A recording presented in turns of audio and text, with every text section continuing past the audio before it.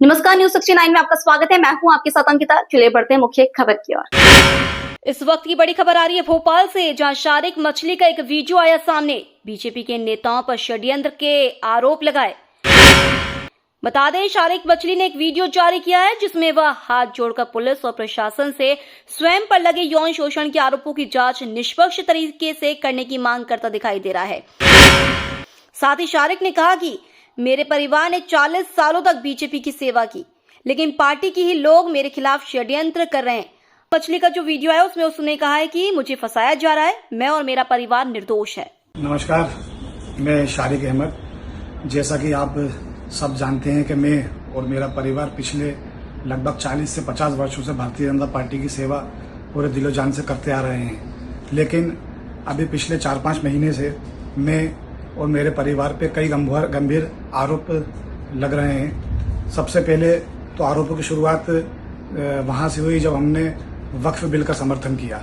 आदरणीय प्रधानमंत्री नरेंद्र मोदी जी द्वारा वक्फ बिल लागू किया गया, उसका भोपाल में हमने उसका समर्थन किया। पूरे देश भर में इसके वीडियो चले, न्यूज़ चली, जिससे कुछ लोगों को बहुत ज़्यादा दिक्कत हुई और तब से लेके आज तक लोग हमारे पीछे लगे हुए हैं। कभी मुझे लव जिहाद के मामले में फंसाने की कोशिश करते हैं, कभी लेट जिहाद में मामले में फंसाने की कोशिश करते हैं, कभी ड्रग्स के मामले में आरोपी बनाने की कोशिश करते हैं और कभी किसी से झूठे आवेदन दिलवा के मुझ पर FIR कराने की कोशिश करते हैं।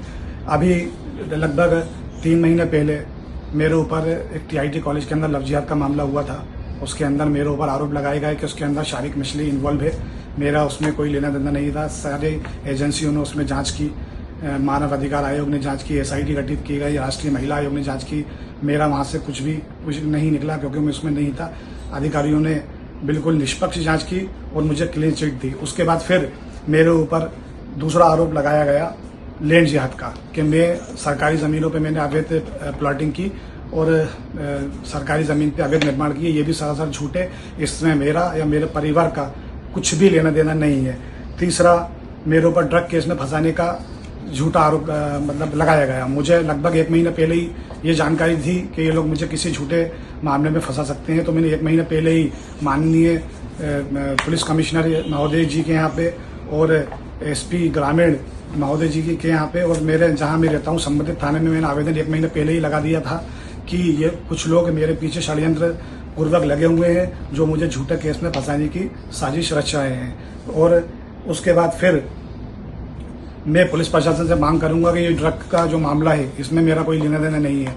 ना ही मैं कभी किसी पार्टी में गया और ना ही मैंने कभी ड्रग देखा भी नहीं है कि कैसा होता है। सिर्फ नाम सुना है कि MD करके कोई ड्रग होता है।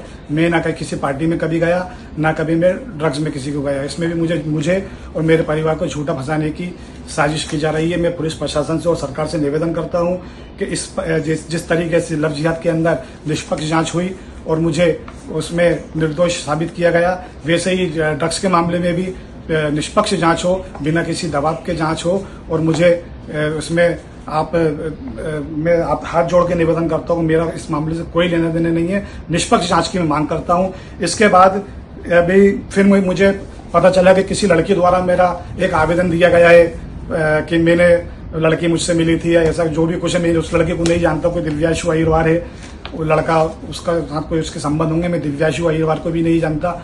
इन सब से मेरा कोई लेना देना नहीं है। इस लड़की की CDR निकाले पुलिस, इस लड़की की कॉल डिटेल की जांच करे। ये लड़की किसके कहने पे ये सब कर रही है, इसकी जांच होनी चाहिए। इस लड़की से मेरा कोई लेना देना नहीं है, ना ही वो दिव्यांशु अहिरवार से मेरा कोई लेना देना है। इस सब के पीछे कुछ कांग्रेसी नेता हैं जो पिछले कई सालों से मेरे पीछे लगे हुए हैं। प्रकाश चौकसे करके एक कांग्रेसी नेता है जिससे 2012 में मेरा विवाद हुआ था। तब से वो आज तक मेरे कई मामलों में मेरे पीछे लगा, झूठा फंसाने की कोशिश की, लेकिन वो मुझे फंसा नहीं पाया क्योंकि मैं कहीं भी किसी भी मामले में इन्वॉल्व नहीं था। उसके साथ हामिद मियाँ करके है एक, और एक अनीस मौलाना और मुनव्वर अंसारी, इन चारों की भी CDR निकाली जाए। इन लोगों की मिलीभगत की जांच हुई है। चारों मिलकर मेरे पीछे लगे हुए हैं और कई सालों से मुझे झूठे केस में फंसाने की कोशिश कर रहे हैं। लेकिन अभी कुछ समय से इनको हमारे ही भारतीय जनता पार्टी के कुछ नेताओं का राजनीतिक प्रतिद्वंदिता के कारण इनको समर्थन मिला है कि शारिक को तुम झूठा उलझाओ, हम तुम्हारे साथ में हैं। और उनकी ताकत से ये मुझे झूठा उलझाने की कोशिश कर रहे हैं। भारतीय जनता पार्टी के लोग ही इसमें मिले हुए हैं। मैं हाथ जोड़कर निवेदन करता हूं माननीय मुख्यमंत्री जी से और मध्य प्रदेश की पुलिस से कि मैं और मेरा परिवार बहुत परेशान है। 5 महीने से मैं मतलब इधर उधर घूमता फिर रहा हूँ। झूठे झूठे आवेदन मेरे खिलाफ लगाए जा रहे हैं और मेरा परिवार भी परेशान है।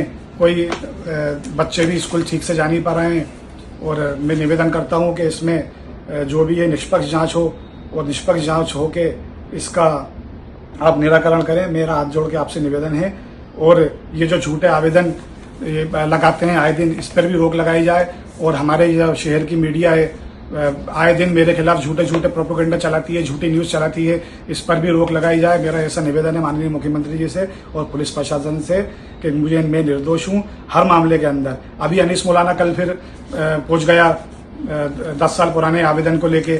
10 साल पहले उसने आवेदन दिया था मेरे भाई के खिलाफ कि ये लोग ऐसे ऐसे षड्यंत्र रचते हैं और उसकी भी जांच हो चुकी है, उसमें भी क्लीन चिट मिल चुकी है। अभी फिर आरोप लगाने पहुंच गया कल रात में कि हम लोग बम बेचते हैं। अब बताइए, मैं हाथ जोड़कर निवेदन करता हूं सरकार से और प्रशासन से कि आप इन सब की सीडीआर निकालें, इन सबकी मिलीभगत की जांच हो और इन लोगों की कार्यप्रणाली पर नजर रखी जाए कि ये लोग कहां कहां कैसे कैसे षड्यंत्र करते हैं। हाथ जोड़कर निवेदन है। धन्यवाद। फिलहाल इस खबर में इतना ही। आप बने रहिए News 69 के साथ। नमस्कार।